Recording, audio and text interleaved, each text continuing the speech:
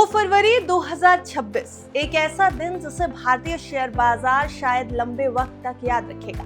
अमेरिकी राष्ट्रपति Donald Trump ने इंडिया यूएस ट्रेड डील की घोषणा की और बाजार को मिल गया रॉकेट फ्यूल। फंड मैनेजर्स इसे सिर्फ एक डील नहीं बल्कि सेंटिमेंट गेम चेंजर बता रहे हैं, लेकिन कुछ भी प्रेडिक्शन को डिकोड करें उससे पहले हम आपके लिए ये सारी फिगर्स, डील के फैक्ट्स, सेक्टर विनर्स और मार्केट प्रेडिक्शन सब कुछ लेकर के आए हैं। हेलो एंड वेलकम, आप देख रहे हैं गुड रिटर्न्स। मैं हूं आपके साथ अर्निमा त्रिवेदी। डोनाल्ड ट्रंप ने ट्रुथ सोशल पर ऐलान किया कि अमेरिका भारतीय गुड्स पर लगने वाला टैरिफ 50% से घटाकर सिर्फ 18% कर देगा। यानी पहले 25% बेस टैरिफ और 25% पेनल्टी जो कि रशियन ऑयल को लेकर भारत पर लगी थी, अब सब कुछ मिलाकर सिर्फ 18%। ये करीब 64% की भारी गिरावट है, 64%। इसके बदले भारत ने क्या कमिटमेंट किया? तो सबसे पहले तो रशियन ऑयल पर हुआ है एक वादा। अकॉर्डिंग टू अमेरिका का दावा है कि भारत रशियन ऑयल से दूरी बनाकर वेनेजुएला या फिर अमेरिकी ऑयल की तरफ शिफ्ट करेगा।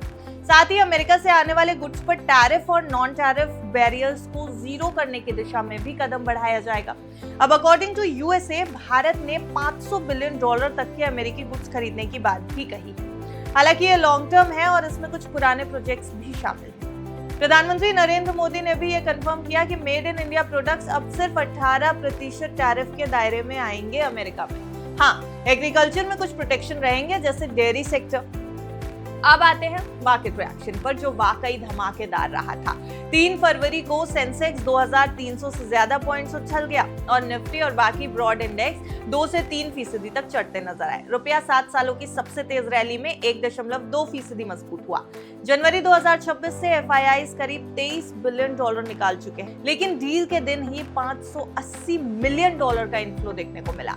यानी भारत की अंडर परफॉर्मेंस अचानक से रिवर्स होने लगी। आप पहुंचिए आगे की प्रेडिक्शंस पर। फंड हाउसेस आखिर क्या कह रहे हैं? तो इसका जवाब है कि लगभग सब बुलिश है। जेपी मॉर्गन ने 2026 के अंत तक निफ्टी के लिए 30,000 का टारगेट दोहरा दिया है, यानी मौजूदा लेवल से करीब 20% का अपसाइड। ICICI सिक्योरिटीज का 12 मंथ टारगेट 12 मंथ टारगेट 29,500 के लेवल पर है, 21x है वित्त वर्ष 2028 की अर्निंग्स पर। मोतीलाल ओसवाल इसे हाई इंपैक्ट डेवलपमेंट बता रहे हैं। एक्सपोर्ट कॉम्पिटिटिवनेस और FDI कॉन्फिडेंस बढ़ेगा। एडेलविस और DBS के एक्सपर्ट्स मानते हैं कि ये डील एक्सपोर्ट्स और फाइनेंशियल मार्केट्स के लिए काफी पॉजिटिव है। कोटक AMC के नीलेश शाह की राय मानेंगे तो अनसर्टेनिटी की तलवार हट गई है। एबेकस के सुनील सिंघानिया इसे बड़ा कैटलिस्ट मानते हैं। सेंटिमेंट, प्रॉफिट ग्रोथ और करेंसी आउटलुक सब कुछ बेहतर होंगे। अब सबसे अहम सवाल, कौन से सेक्टर्स जीतेंगे? सबसे ज्यादा फायदा मिलेगा एक्सपोर्ट ओरिएंटेड सेक्टर्स को। Textiles, leather chemicals, auto ancillaries, shrimp exports, wires and cables, ports और लॉजिस्टिक्स।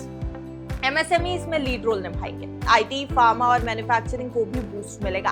फंड मैनेजर्स मानते हैं कि पहले लार्ज कैप्स और एक्सपोर्टर्स भागेंगे, फिर मिड और स्मॉल कैप्स में भी रैली आ जाएगी।